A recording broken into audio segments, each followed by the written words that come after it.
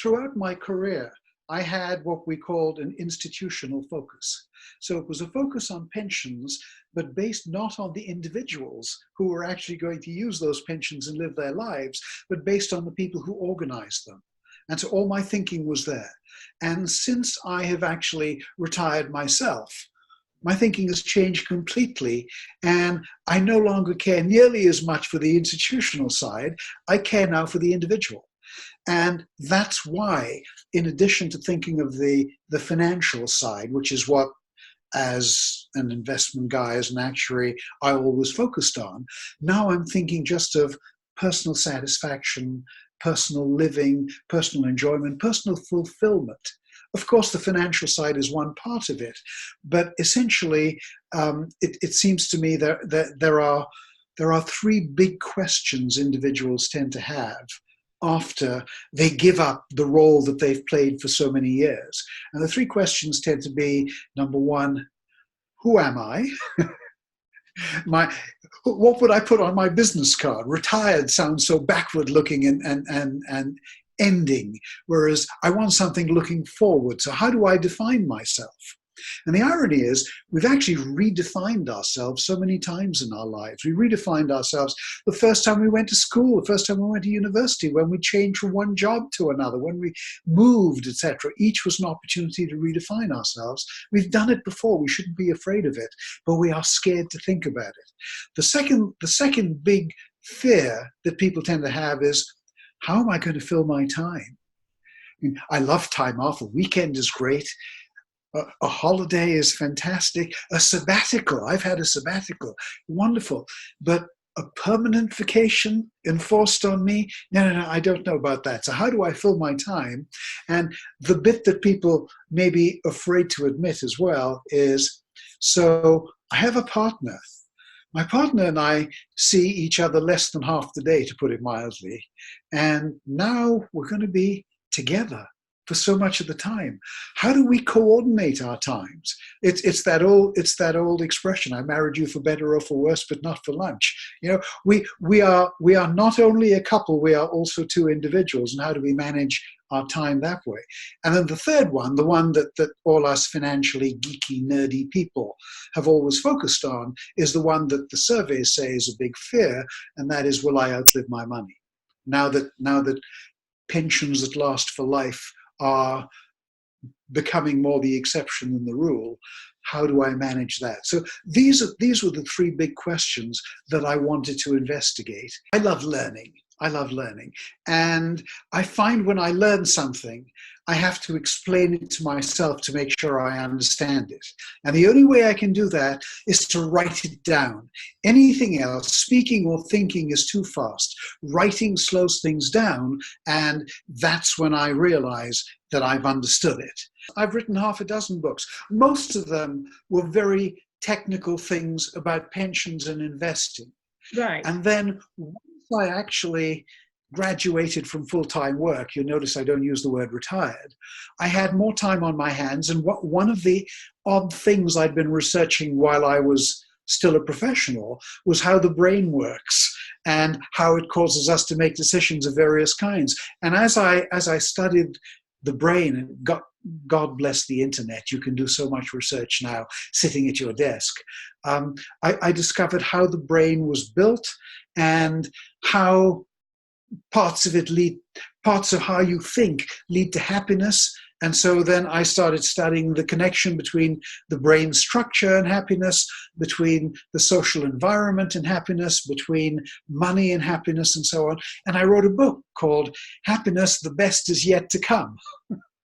And because there is something called the U-curve of happiness. If you eliminate all other impacts and look at just how it varies by age, it actually goes in a U-curve, starts high, goes lower as life catches up with you and you live all the frustrations. And then at the end, we actually end up happier than we were even when we were young. And so that made me think, okay, let me start researching this a bit more. I just love learning. That's all there is to it. And as I say, if I want to make sure I've understood something, I have to write it down, because otherwise the logic is so fast, you skip stuff and you don't don't really know you understand it till you write it down. That's been my approach all my life. So that's where it came from investment stuff to the brain to happiness to retirement. I had started researching retirement. It's a word I hate, a concept I hate. I think of it as life too. It's the best and happiest part of my life. So I started researching it and writing about it, and I sent it to my publisher. And he said, "This is absolutely terrific. I really love it. But I would like you to blog about it first." What? Blog about it? I have never done this. It scared the daylights out of me. The idea of getting comments, I didn't like the thought at all. And in addition to that, I've written columns for the Financial Times, and some of the anonymous comments they make there can be vicious and personal and absolutely horrible.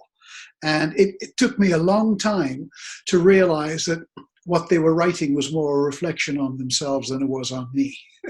But anyway, I'm a private person. I don't do social media. So I ended up having a website built, because that way gave me control. I could vet the comments. And so that's what I started doing. I sent emails about it to a couple of hundred people, friends, former business associates, and so on. And about 100 signed up. And gradually that number increased past 200. Then I wrote another piece for the FT, and that added another couple of hundred, and it's grown since then, and it's grown to over 600 now. I also publish on LinkedIn. And the main reason I do this is that my publisher was right. He told me that what I would get out of it was that I would understand what it was the public liked and didn't like, what they understood and what they didn't understand. It's been helpful that way, but the unexpected bit is that it has also been enormously gratifying. That was a reaction I didn't anticipate. So one of the questions you asked was, what responses do I get? Actually, not many. I don't get many comments. Some of my blog postings get no comments. Some receive 2 or 3. A few receive half a dozen. I don't think I've ever had 10. But what's interesting is I get far more personal emails in response, and of course those never get published because those are private. But that's been terrific. Not one has ever been rude, I'm glad to say. And many of them have been absolutely heartwarming. When you hear from someone that, as a result of something I've written about retirement, they have had a family conversation, or it's changed their thinking, or it's prompted action on their part. Well, gosh, you've had a positive influence on someone's life, and I don't know if there's anything more fulfilling than that. So, one of the things you asked was, do I have any tips for others? A couple of tips. One is that I'm actually finding it tough to sustain. I started off writing one a week because I had lots of material from my research. And a couple of years later, I'm now into one every 2 weeks. And the thing that makes it tough is actually that I try to keep it regular. I haven't missed a publication date. And I travel a lot, and so I'm often on the road when I have to write or upload something, et cetera, et cetera. And so that makes it tough. But the thing is, my connection with the readers is such a strong bond. It's such a satisfying bond that I keep doing it. And when you started talking, the thing that registered with me was, do I have any tips? Because I have this experience now. And I guess my basic tip is, try it. What do you lose trying it? See how it goes. Don't be afraid to change your approach. The one thing you can be sure of is you don't know what's in other people's minds, and they will tell you. That's part of the beauty of it. The worst case is that you'll stop doing it. The best case is that you had no idea how much it would mean to you And it's that satisfaction that keeps me going and makes me glad that even though I'm a private person, I took my publisher's advice. I have no idea how to spread the message. So what I've done is I've gone the way I've been used to. I've gone to pension and investment conferences, and I've talked about it there.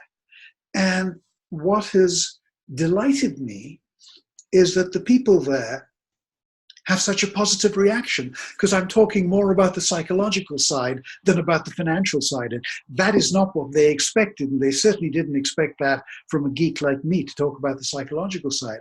And they come up to me at dinner and say, that was terrific, et cetera, et cetera. And an even bigger surprise, everything surprises me, but the even bigger surprise is young people come and tap me on the shoulder and say, that was terrific. And I say, for you, that's life on a different planet. How can you possibly connect with that? And they said, oh, not me, my mom, my dad, et cetera, et cetera. And so everyone knows someone who is going through all this stuff. I don't know how to connect with the people who really need this. And that's not the wealthy people who are going to find wealth advisors and all that kind of stuff. It's the average person in a DC scheme who will never think in these terms, other than, they may tell themselves, oh, it's too complicated to think about. What they really mean is, I'm too scared to think about it. I'm now going around seeing if I can spread the word. And there's a website, donezra.com, easy one to remember. I had a much more complicated name, and the person who built the website said, forget it, no one will ever remember that, use your own name. So there's that. And in addition to this relatively inexpensive book, it's about $10 for the Kindle and less in pounds. There's an even longer free book on the website, because what I did was I wrote an awful lot, and I took about a quarter of it and published it. And the other 3/4 I'm now gradually uploading for nothing on the website for people who want to go further, et cetera, et cetera, et cetera. So it's there, it's free. I make no use of the names of the people who subscribe. We don't collect them and sell them. Nobody sponsors anything, etc. This is all. I've been very lucky in my life. This is all part of trying to give back, and as I say, the unexpected satisfaction of finding that this is a very fulfilling thing. And when people say, because of you, I changed this, I did this, we had a family conversation, I don't know what's more gratifying in life than that. So that's where I get my kicks from.